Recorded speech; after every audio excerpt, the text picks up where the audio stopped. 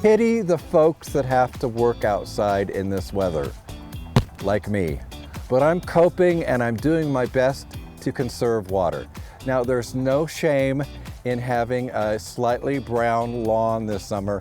On the contrary, it just shows you're being water wise. Turf grasses have their own survival strategy. They go dormant when it's this hot and dry.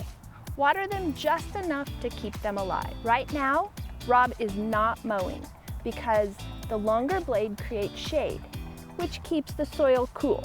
Well, less hot. And don't fertilize. Fertilizing encourages new growth, which needs more water.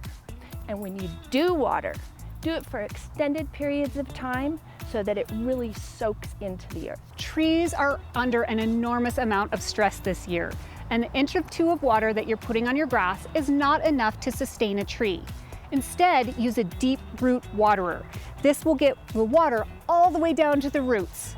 Make sure you water around the drip line. The drip line is the furthest extent of branches around the tree, and that's where the roots are. Another option would be to use a soaker hose around the drip line of the tree.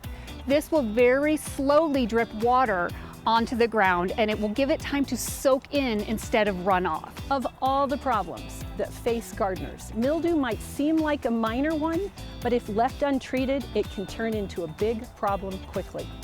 The spores of mildew are omnipresent in the air, so even in our hot, dry climate, they can take a hold of a plant quickly.